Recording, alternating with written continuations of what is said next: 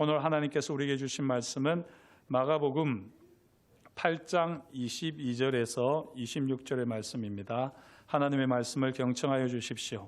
베세다의 이름에 사람들이 맹인 한 사람을 데리고 예수께 나와 손대시기를 구하거늘 예수께서 맹인의 손을 붙잡으시고 마을 밖으로 데리고 나가사 눈에 침을 뱉으시며 그에게 안수하시고 무엇이 보이느냐 물으시니 쳐다보며 이르되 사람들이 보이나이다.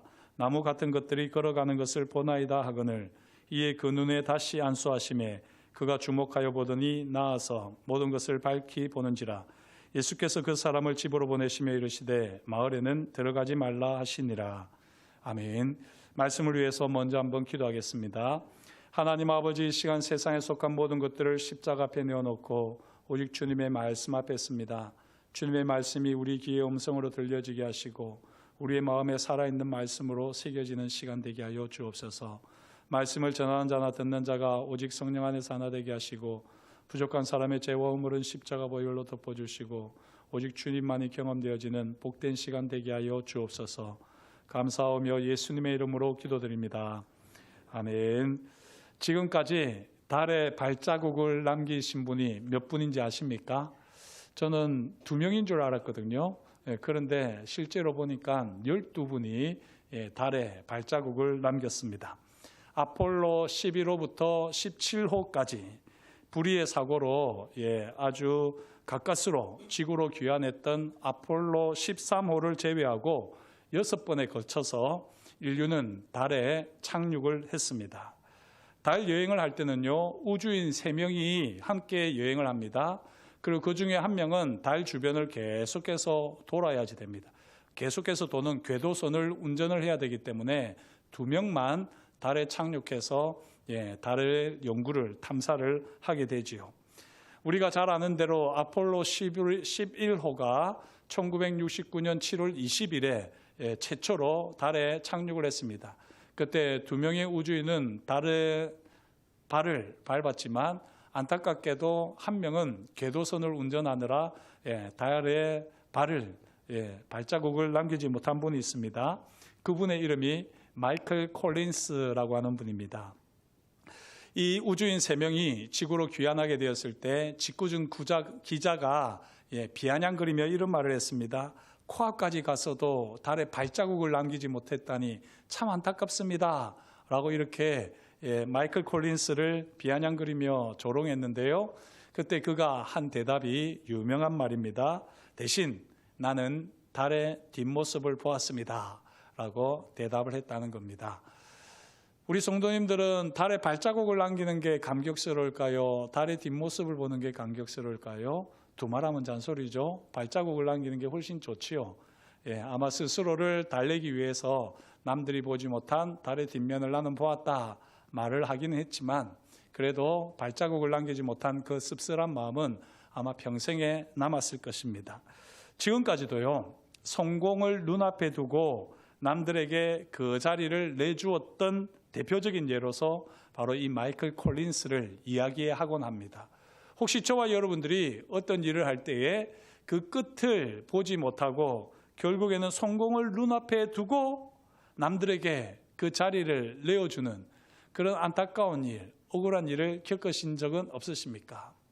앞으로는 그런 일이 없기를 소망합니다. 오늘 말씀을 보면 조금은 이례적인 예수님의 치유 사역을 보게 되는데요. 예수님께서는 수많은 병자들을 고치셨지요. 특별히 말씀으로, 오직 말씀으로 병자들을 고치셨습니다. 예수님께서 오늘 말씀을 보면 예수님께서 맹인 한 사람을 마을 밖으로 데리고 나가십니다. 이 맹인은 사람들이 예수님께로 데리고 온 사람인데요. 이 데리고 올 때에 오늘 말씀을 보시면 다만 손대시기를 구하거늘 이렇게 22절에 되어 있습니다. 다만 손대시기를 구하면서 이 맹인을 예수님께로 데리고 왔습니다. 사람들이 지금까지 많은 예수님의 치유 사역을 보았거든요. 때로는 예수님께서 내 믿음대로 될지어다, 내가 원하노니 고침을 받을지어다, 이렇게 말씀으로만 고치시는 것도 보았고, 또한 예수님께서 때로는 조용히 손을 만지시면서 병든 자를 고치는 것을 보았습니다. 그래서 이 많은 사람들이, 특별히 맹인을 데리고 오는 사람들이 주님께서 손대시기를 구하면서, 다만 손대시기를 구하면서 이 맹인을 데리고 왔습니다. 하지만 예수님께서는 너무나도 잘 아셨지요. 이 앞을 보지 못하는 사람의 마음의 상태를 너무나도 잘 알았습니다. 사람들이 볼 때는 이 맹인이 그냥 예수님이 손만 대시면 나을 것 같았지만 예수님께서 보실 때는 그게 아니었던 겁니다. 자, 여기 영어로 보게 되면 터치 힘이라고 해서 터치를 이야기하는데요. 마을 사람들은 예수님께서 터치해 주기만을, 손대시기만을, 터치해 주기만을 바랬지만 사실 예수님께서는 그렇게 해가지고는 이 맹인의 마음이 풀어질 수 없는, 지금 마음이 너무나도 뭉쳐있는 것을 보았습니다. 그래서 예수님께서는 이 사람에게 무엇보다도 마음의 감동, 터치가 필요함을 예수님께서는 확실하게 보셨지요. 그래서 예수님께서는 지금 돌같이 굳어져 있는 이 맹인의 손을 잡고는 마을 밖으로 데리고 나가셨습니다. 이게 아주 중요한데요. 예수님께서는 사실 사람들의 이목을 끌기 위해서 치유를 행하시지 않습니다. 예수님께서 병든 자를 고치실 때는 그 병든 자의 몸과 마음이 너무나도 안타까워서 그 몸과 마음을 치유하시는 데만 관심이 있으시거든요. 그래서 오히려 예수님의 그 관심을 흐트러 놓는 이 많은 군중들로부터 이 맹인을 떼어두시기 위해서 맹인의 손을 붙잡고 마을 밖으로 나가셨습니다. 자, 예수님께서 왜 이 맹인을 마을 밖으로 데리고 나가셨을까? 방금 말씀드렸지만 그 첫째 이유는 오직 맹인에게 집중하시기 위해서입니다. 맹인을 데리고 온 사람들은 사실 맹인 자신보다도 맹인이 낫는 것에 더 관심이 있는 사람들입니다. 그게 그거 아닙니까? 여겨질 수 있는데요. 조금 더 우리는 깊이 생각해야지 됩니다. 맹인은 애초에 예수님의 소문도 잘 듣지 않았어요. 그리고 예수님이 낫게 하는 것은 보지도 못했습니다. 그런 맹인은 그냥 자기 삶의 자리에만 머물러 있었는데 사람들이 기어이 이 맹인을 데리고 예수님께로 가는 거죠. 그런 동안 맹인의 마음은 다친 것입니다. 그러면 무엇입니까? 이 억지로 맹인을 데리고 예수님께로 가는 것이 잘하는 겁니까? 잘못하는 겁니까? 물론 예수님께로 가서 보게 될 것이니까 잘하는 것이기는 하지만, 그러나 맹인의 입장에서는 결코 이게 기쁜 일은 아닙니다. 불편한 일입니다. 그리고 그 의도를 보면 우리는 더 맹인의 마음을 이해할 수 있습니다. 가만히 보면 이렇게 맹인을 예수님께로 데리고 가는 사람들은 낫는 것에만 관심이 있는 거죠. 맹인의 마음에는 관심이 없고. 이게 무슨 말씀인지 아시겠습니까? 예수님께서 이 맹인도 고치는지 보자, 이런 궁금증으로 이 맹인을 데리고 예수님께로 가는 겁니다. 맹인이 정말 이 아무것도 보지 못하는 가운데 얼마나 괴로울까, 그런 안타까운 마음으로 맹인이 정말 보게 되었으면 좋겠다, 그 인생의 짐이, 무거운 짐이 풀렸으면 좋겠다 라고 여기기보다는 오히려 이 사람도 예수님이 고치는지 보자 라고 하는 이런 호기심에서 병 낫는 것 자체에 더 관심을 두고 맹인의 마음은 어떠하든지 상관도 없이 억지로 맹인을 끌고 가는 겁니다. 그러니까 맹인의 마음은 다칠 수밖에 없는 것이죠. 돌같이 굳어질 수밖에 없는 것이죠. 이런 사람들은 어떤 줄 아십니까? 만약에 맹인이 낫게 되잖아요. 그러면 이 맹인이 낫게 된 것도 내가 이 맹인을 데리고 왔기 때문이다.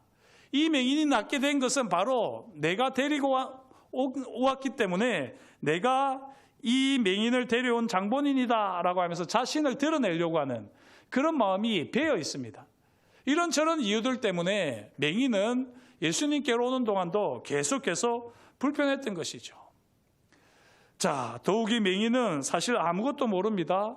그래서 예수님께로 오는 동안 마음에 아무런 감동도 없습니다. 믿음도 없습니다.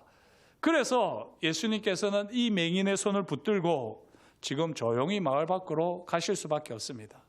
돌같이 굳어져 있는 마음, 믿음도 없는 마음, 기대도 없는 마음, 감동도 없는 마음, 그 마음을 가지고 그 마음을 주님께서 만지시기 위해서 마을 밖으로 손으로 직접 잡아서 데리고 나아가셨습니다.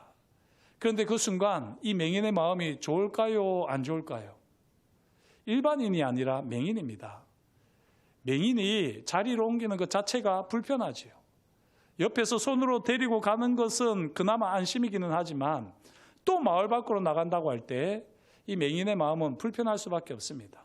하지만 이 맹인이 예수님과 함께 나아갈 때는 그 걸음이 다르거든요. 예수님께로 올 때는 사람들이 억지로 데리고 와서 오면 올수록 걸음을 떼면 뗄수록 마음이 돌같이 굳어져 갔는데 이 예수님께서 이 맹인을 데리고 가시는데 마음이 점점 풀어지는 겁니다. 사람들의 소리가 들리지 않고 예수님과 단둘이서만 걸어가는 것 같은 이 예수님의 친밀함을 이 맹인이 경험하는 것입니다. 돌같이 굳었던 마음이 마을 밖으로 나가는 불편함 속에서, 마을 밖으로 나가는 귀찮은 일 속에서 마음이 풀어지고 주님과의 관계가 더 깊어지는, 그래서 주님을 의지하게 되는 이 맹인을 우리는 볼 수 있습니다. 사랑하는 성도 여러분, 저와 여러분들이 이 땅을 살아가실 때 때로는 주님께서 우리에게 귀찮은 일을 요구하실 수도 있습니다. 심지어는 불필요해 보이는 일을 요구하실 수도 있습니다. 왜 맹인을 마을 밖으로 데려가십니까? 그냥 거기서 낫게 하셔도 되죠. 하지만 주님께서는 그 맹인의 마음을 너무나도 잘 알고 계시기 때문에 그 사람들의 시선으로부터 자유케 하시고, 그리고 그 사람들이 그냥 맹인이 낫는 것만 보고자 하지만 중요한 것은 맹인의 마음인 것을 주님이 너무나도 잘 아시기 때문에 주님은 맹인의 마음을 만지시기 위해서, 녹이시기 위해서 그 손을 잡고 친밀하게 걸음을 마을 밖으로 옮기셨습니다. 우리의 삶의 자리에서도 주님이 이렇게 하실 겁니다. 지금 우리가 있는 삶의 자리에서 우리를 밖으로 불러내실 수 있습니다. 억지로 내가 하고 싶지 않은 일까지 하게 하실 수도 있습니다. 그럴 때에 그냥 주님께 손을 맡기십시오. 그러면 주님의 그 따스한 손길을, 주님의 그 부드러운 음성을 더 구체적으로 경험하게 되는 은혜가 있을 줄 믿습니다. 이렇게 맹인은 예수님과 함께 마을 밖으로 나오면서요, 마음이 부드러워졌습니다. 우리 주님이 그걸 보셨는지 어떻게 하십니까? 오늘 말씀 23절을 보시면 마을 밖으로 데리고 나가사, 그 다음에 다른 말은 없고요, 눈에 침을 뱉으시며 이렇게 되어 있습니다. 예, 다른 말 아마 모르긴 해도 이제 내가 너를 낫게 하겠다라고 말씀을 하셨겠지요. 그러나 갑자기 패! 하고 침을 뱉어버리십니다. 아우, 상상만 해도 좀 그렇지 않습니까? 예. 아이고, 예수님의 침이라면 저는 받겠습니다. 혹시 그런 분이 계신지 모르겠는데 아마 맹인 입장에서는 좀 당황스러웠을 것입니다. 아마 그런 당황스러워서 주님이 눈에 뱉으신 그 침을 닦아내고 있었던 것 같아요. 그래서 예수님께서는 그 당황하면서 어쩌면 뭐 입에 험한 말을 했는지도 모르겠지만 그렇게 막 눈을 닦아내고 있는 소경의 머리에 안수를 하십니다. 오늘 참 흥미로운 표현이 있는데요. 23절을 다시 보시면 눈에 침을 뱉으시며 그에게 안수하시고 라고 되어 있죠. 그리고 두 번째 예수님께서 안수하실 때 25절을 보시면 이에 그 눈에 다시 안수하시매 라고 되어 있습니다. 이렇게 하심으로써 예수님께서는 첫 번째는 눈에 안수하지 않았다는 것입니다. 그에게 안수했다고 강조하고 있고요. 두 번째는 그 눈에 안수했다고 또 강조하는 것입니다. 이걸 보면 우리가 조금 상상할 수 있는 게 맹인이 눈을 막 닦아내니까 예수님의 눈에 안수는 할 수 없는 것이죠. 그래서 이 맹인의 머리에 예수님께서 안수를 하셨습니다. 이렇게 안수를 하시는 동안에 이제 예수님께서 무엇이 보이느냐 물으셨습니다. 이것도 참 이례적입니다. 예수님께서 보통은 그냥 한 번에 이 병든 자를 고치시는데 이 맹인 같은 경우에는 안수를 하신 다음에 무엇이 보이느냐 물으셨습니다. 마치 돌팔이 의사가 가짜 약을 주고는 효과가 있는지 묻는 것처럼, 어때? 좀 뭐가 차도가 있는 것 같아? 이렇게 묻는 것처럼 예수님이 그렇게 하는 것처럼 생각이 될 수도 있겠지만요. 사실 예수님께서는 이렇게 무엇이 보이느냐 물으셨습니다. 왜 이렇게 예수님께서 물으셨을까요? 능력이 없으셔서 그렇습니까? 아닙니다. 예수님께서는 이렇게 하심으로써 맹인의 온전히 준비되지 않은 마음을 만지시는 겁니다. 어릴 때 제가 아버지하고 같이 이렇게 사진을 찍다가 신기해서 이 사진기 뚜껑을 탁 열었다가 된통 혼난 적이 있습니다. 그 안에는 뭐가 있습니까? 필름이 들었잖아요. 필름을 그냥 그렇게 열게 되면 다 타버리죠.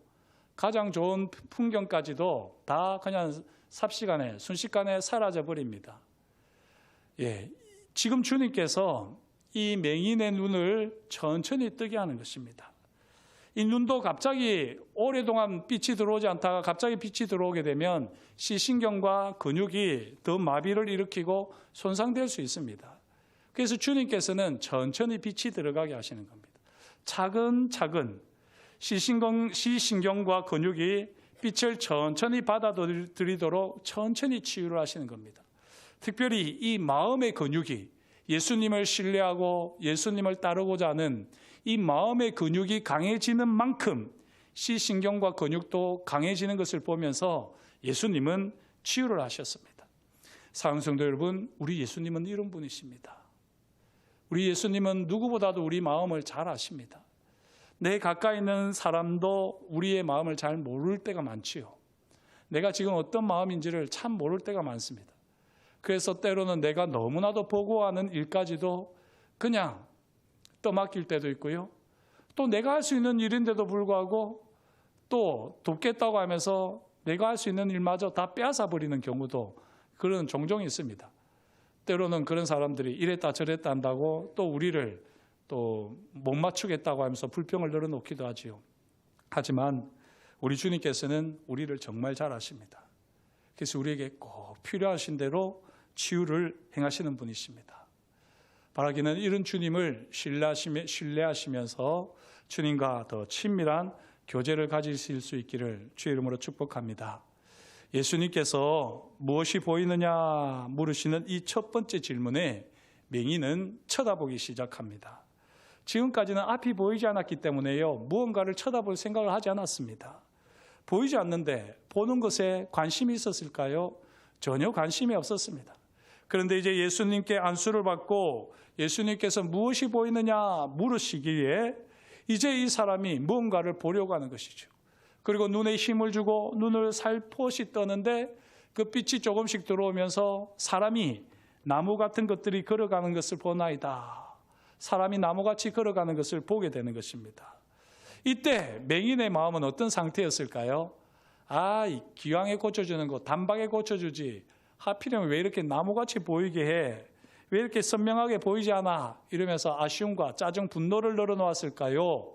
그렇지 않으면은 희미하게지만 그래도 물체를 보게 하시는 이 주님의 은혜, 능력에 감사하면서 믿음과 소망으로 반응을 했을까요? 당연히 후자겠지요. 이 맹인은 믿음과 소망과 사랑이 피어오릅니다. 지금 그렇게 마음이 부드러워질 대로 부드러워졌죠. 주님에 대한 신뢰가 있습니다. 주님이 정말 내 눈을 완전히 낫게도 하시겠구나 하는 믿음이 있는 것을 보시고 그 다음에 예수님께서는 이제 그 눈에다가 다시 안수를 하십니다. 이번에는 침을 뱉지 않죠. 사실 애초에 주님께서 침을 뱉으실 필요는 없었습니다. 다만 눈에 침을 뱉으시는 이유는 눈에 관심을 가지도록 너의 눈이 이제 보게 될 것이다. 치유가 일어날 것이다. 지금 현실을 자각하되 각성하되 그 비참한 현실을 넘어서는 일을 내가 너에게 행하겠다 하는 것을 깨닫도록 하기 위해서 침을 눈에 뱉었지만 두 번째는 그렇게 할 필요가 없습니다. 그래서 믿음과 소망과 사랑으로 반응하고 있는 이 맹인의 눈을 주님께서 안수하셨습니다. 그랬더니 어떻게 되었습니까? 25절 이에 그 눈에 다수 안수하심에 그가 주목하여 보더니 나서 모든 것을 밝히 보는지라 되어 있습니다. 이 맹인이 어떤 행동을 했다고요? 그가 주목하여 보았다 되어 있습니다.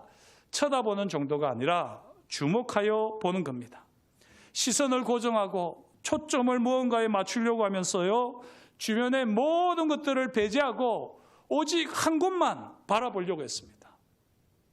이 맹인이 주목한 곳이 어딜까요? 이 맹인이 도대체 뭘 보려고 했을까요?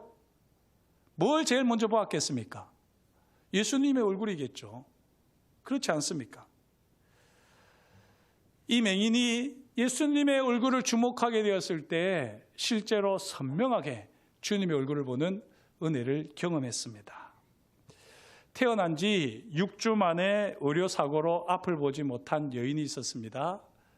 이 여인의 이름은 크로스비 여사입니다. 아마 들어보셨을 텐데요. 우리 찬송가 중에 23곡이 이 크로스비 여사의 찬송입니다. 나의 갈 길 다 가도록. 그 외에도 많은 찬송들, 제가 좋아하는 찬송들 대부분이 이 크로스비 여사의 찬송인데요. 이 여사는 태어난 지 6개월 만에 눈이 깜깜해져 가지고 아무것도 보지 못했어요. 하지만 늘 주님의 사랑과 믿음과 소망을 가지고 주님 앞에 찬송을 드리는 여인이었습니다. 많은 사람들이 크로스비 여사에게 정말 이 아름다운 세상을 보지 못해서 어떡합니까? 라고 안타까움을 표현했을 때 크로스비 여사는 이런 말을 했습니다. 괜찮습니다. 제가 천국에 가서 제 눈이 밝아지게 될 때 제일 먼저 볼 수 있는 분이 예수님인 걸 생각하면 이 땅에서 다른 것을 보지 못해도 괜찮습니다. 라고 크로스비 여사는 고백을 했습니다. 오늘 우리가 보는 이 벳세다 맹인이 크로스비 여사만큼 많은 찬송을 지어 부른 것은 아니지만요. 오늘 말씀을 보면 아주 중요한 선언이 담겨 있습니다. 다시 한번 25절 말씀을 보시겠습니다. 함께 읽겠습니다. 이에 그 눈에 다시 안수하심에 그가 주목하여 보더니 나아서 모든 것을 밝히 보는지라. 아멘. 이 말씀에서 강조하는 바가 무엇일까요? 그 눈에 다시 안수하는 것도 강조하는 것이고 주목하여 보는 것도 강조하는 것이지만 가장 강조되는 것은요, 모든 것을 밝히 보는지라입니다. 모든 것을 밝히 보기 위해서는 먼저 쳐다볼 줄 알아야지 됩니다. 쳐다보지 않는 사람은 시력이 없게 되겠죠. 먼저는 쳐다보는 수준이 되어야 되겠죠. 하지만 이렇게 쳐다보는 수준으로는 모든 것을 밝히 볼 수 없습니다. 모든 것을 밝히 보기 위해서는 쳐다보는 믿음에서 주목하여 보는 믿음으로 바뀌어져야지 됩니다. 그리고 우리가 주목하여 보는 이 일에 전심을 다할 때에 우리는 비로소 밝히 보게 될 줄 믿습니다. 사랑하는 성도 여러분, 쳐다보는 신앙에서 주목하는 신앙으로 한 걸음 더 나아가시기를 주의 이름으로 축복합니다. 특별히 주목하여 보는 가운데, 모든 일들을 주목하여 보는 가운데 모든 것을 밝히 보시는 하나님의 사람들 되시기를 다시 한번 주님의 이름으로 축복합니다. 오늘 말씀에 이어서 계속해서 이어지는 이야기를 보면 참 재밌습니다. 공교롭게도 지난 주일날 우리가 함께 나누었던 말씀 내용이 이 마가복음 오늘 말씀에 이어서 나옵니다. 가이사랴 빌립보에서 베드로가 어떻게 신앙 고백을 했습니까? 주는 그리스도시요 살아계신 하나님의 아들이시니이다. 이 위대한 믿음의 고백을 했지만 사실 이 위대한 믿음의 고백은 온전한 고백은 아니라고 말씀을 드렸습니다. 그래서 베드로는 결국에는 하나님의 뜻이 아니라 자기의 뜻대로 예수님께 말씀을 드렸다가 사탄아 내 뒤로 물러가라 라고 하는 책망을 듣기도 했습니다. 예수님께서 지금 이 베드로를 책망하신 이유가 무엇이냐면 베드로의 이 믿음의 고백이 온전한 고백이 아닙니다. 순수하고 온전한 신앙 고백이 아닙니다. 오히려 네가 이렇게 고백하는 것은 하나님께서 너에게 고백하게 하셨다라고 마태복음 16장 17절에 분명히 밝히고 있죠. 왜 이러느냐? 바로 베드로가 쳐다보는 신앙에서 신앙 고백을 하고 있기 때문입니다. 오늘 마가복음을 보면 이 마태복음과 달리 예수님의 마태복음 16장 17절 말씀이 생략되어 있거든요.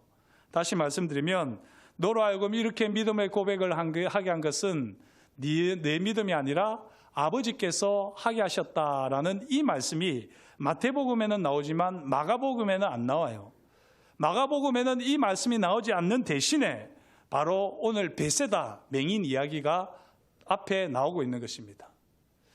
그래서 이 벳세다 맹인 이야기를 통해서 베드로의 믿음 상태가 어떤 상태인지를 보여주는 것이죠. 벳세다 맹인은 이야기를 통해서 우리는 두 종류의 보는 것이 있다는 것을 알게 됩니다. 단순히 쳐다보는 신앙이 있습니다.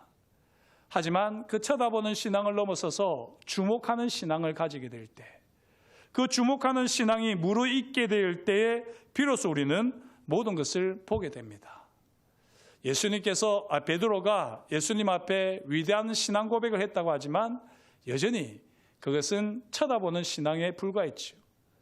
아니나 다를까 그 이후에 베드로는 주님을 3번이나 부인했습니다. 스스로 얼마나 부끄러운 죄인인지를 깨닫게 되지요. 그리고 주님이 부활하셨지만 베드로는 주님을 제대로 볼 수가 없었습니다. 주목할 수가 없었습니다. 그런 베드로를 주님께서 갈릴리에서 다시 만나 주시지 않습니까? 다른 제자들은 다 따로 제쳐두고 베드로와 단둘이서 조용히 걸어가셨습니다. 오늘 베세다 맹인을 주님께서 마을 밖으로 조용히 손을 잡고 데리고 가셨던 것처럼 갈릴리 바닷가에서 베드로를 조용히 데리고 가시면서 그 돌같이 굳은 마음을, 그 부끄러움에 가득 차서 주님을 미처 주목하지 못하는 그 마음을 만지시면서 주님께서는 베드로가 주님을 주목하게 하셨습니다. 그리고 비로소 베드로는 모든 것을 밝히 보게 되었던 것이죠. 사랑하는 성도 여러분, 모든 것을 밝히 보기까지 더욱 겸손하게 믿음과 소망과 사랑의 삶을 살아가시기를 축복합니다. 모든 것을 밝히 보기까지 예수님의 인재와 영광을 주목하며 주님께서 우리 삶 가운데 역사하시는 순간순간을 더 친밀하게 경험하는 그리스도인이 되시기를 주님의 이름으로 축복합니다. 사랑하는 성도 여러분, 다시 말씀드립니다. 베세다 맹인이 본 것은요, 베세다 맹인이 본 모든 것은 이 세상만을 의미하지 않습니다. 그렇게 이해하고 있으면 말씀을 쳐다보는 겁니다. 말씀을 주목해서 보셔야지 됩니다. 베세다 맹인이 보는 것은 모든 것입니다. 모든 것. 주는 그리스도시요 살아계신 하나님의 아들이시니이다. 베드로가 비록 이 고백을 했지만 쳐다보는 신앙이었지만 지금 예수님의 얼굴을 주목해서 봤던 이 맹인은 오히려 베드로보다도 더 확실하고 간절하고 진정한 온전한 믿음의 고백으로 주는 그리스도시요 살아계신 하나님의 아들이시니이다 고백할 수 있는 사람이었습니다. 모든 것을 보았습니다.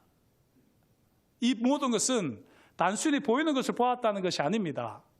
한번 상상을 해보십시오. 주님을 보지 못하고 음성만 듣는 맹인입니다. 그런데 이 맹인이 주님의 음성을 듣는 동안 주님의 얼굴을 상상하고 있지 않았겠습니까? 그죠? 그러다가 주님께서 눈에 안수하여 주시는 동안 이 눈이 밝아지게 되고 주님의 얼굴을 탁 보는 순간 이 맹인은 깜짝 놀랐을 겁니다. 왜 놀랐을까요? 자신이 상상하는 얼굴을 주님이 하고 있어서. 물론 성경에 분명하게 나오는 건 아니지만 제가 이 말씀을 묵상하게 되었을 때 주님께서 주신 감동이 제게는 그렇게 왔습니다. 예수님께서는 인격으로 우리에게 찾아오셨죠. 그런데 요한복음은 뭐라고 하십니까? 태초에 말씀이 계시니라 이 말씀이 육신이 되어 우리 가운데 거하셨다라고 말씀합니다. 말씀이 인격이 되어서 우리가 예수님을 인격적으로 경험했습니다. 반대로 예수님을 인격적으로 경험하면 말씀이 보이지요. 말씀이 보이면 주님의 인격이 경험되는 겁니다. 이 소경은요, 자기가 귀로 주님의 음성을 들었는데 그 주님의 음성을 들을 때 주님의 인격을 경험했기 때문에 그 주님의 인격을 경험하면서 자신의 그렸던 얼굴이 눈을 뜨고 나서 보니까 그대로인 것을 경험하는 거죠. 이거는 단순한 경험이 아니라 신령한 경험입니다. 신령한 경험. 사랑하는 성도 여러분, 깊이 생각하셔야지 됩니다. 이 강단에서 말씀이 선포되어질 때 여러분들은 주님을 보십니까? 여러분들이 집에서 조용히 말씀을 보실 때 주님의 얼굴이 보이십니까? 주님이 우리를 만나주시는 것이 느껴지십니까? 그런 신령한 경험이 있어야지 되는 겁니다. 쳐다봐가지고는 되는 게 아닙니다. 주목해서 보아야지 되는 것입니다. 주목해서 바라볼 때 주님께서 음성으로 우리에게 다가오시고 그 음성이 마치 보는 것처럼 구체적으로 보이지 않는 세계가 보이는 것처럼 그렇게 경험되어지는 은혜가 저와 여러분에게 반드시 있을 줄 믿습니다. 보이지 않는 신령한 세계, 예수 그리스도께서 모든 것을 다스리시는 하나님의 나라, 아픔, 고통, 실패, 좌절, 질병 등 이 모든 것이 전부라고 여겼던 세상에서 예수 그리스도를 주목하는 가운데 예수님의 임재와 영광을 경험하며 신령한 세계까지 밝히 보는 저와 여러분이 되시기를 주의 이름으로 축복합니다. 달에는 6개의 성조기가 꽂혀 있다고 합니다. 6번 성공했으니까요. 그때마다 그 달에 다녀왔다는 흔적으로 성조기를 6번 꽂았습니다.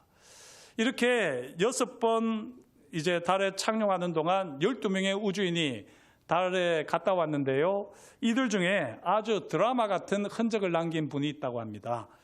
아폴로 16호의 우주인이었던 찰스 듀크라고 하는 분인데요. 이 찰스 듀크는 내가 달에다가 정말 내 흔적을 남기고 싶다. 두고두고 기억할 만한 흔적을 남기고 싶다. 그래가지고는 지퍼백에다가 가족 사진을 넣어서 가지고 갔어요. 그리고는 그 성조기를 딱 꽂아놓고는 그 옆에다가 지퍼백까지 딱 걸어놨습니다. 그리고 집으로 돌아와서 가족들에게 이야기를 하죠. 저 달에는 우리 가족 사진이 있다. 비록 저 달이 지구에서는 잘 안 보이죠. 달만 보이겠죠. 하지만 그 사실을 알고 있는 가족들에게는 가족 사진이 달에서 보이지 않겠습니까? 남들처럼 주님을 쳐다보는 신앙에 머무를 때는 주님을 제대로 경험하지 못합니다. 물론 주님을 경험하죠. 하지만 그 정도 경험 가지고는 우리가 신앙생활하기에는 부족합니다. 우리가 주님을 주목하여 보는 가운데 주님과 친밀한 사귐을 가지게 될 때 우리는 모든 것을 보게 되는 신령한 경험을 하게 될 줄 믿습니다. 이 은혜를 사모하시면서 늘 주님을 주목하는 삶이 될 수 있기를, 모든 것을 밝히 보는 은혜를 날마다 경험하시기를 주의 이름으로 축복합니다. 기도하시겠습니다. 하나님 아버지, 주님께서 오늘도 저희에게 말씀하여 주시니 감사합니다. 하나님의 말씀을 따라 우리가 어떤 사람이 되어야 할지를 깨달아 알게 하시니 감사합니다. 주님을 쳐다보는 신앙을 머무르지 않게 하여 주시고 이제는 주님을 주목하여 보는 신앙이 되게 하여 주옵소서. 주님을 주목하여 보기 위하여서 지금 내가 머물러 있는 자리에서 나오게 하실 때에 귀찮다, 불필요하다, 핑계대거나 하나님 아버지 거부하지 않게 해주시고 주님의 손 붙잡고 주님을 따라 나서는 가운데 주님과의 친밀한 사귐을 가지게 하시며 주님을 주목하는 가운데에 모든 것을 밝히 보는 믿음의 사람 되게 하여 주옵소서. 그렇게 우리 가운데 일하실 것을 인하여 감사드려오며 예수님의 이름으로 기도드립니다. 아멘.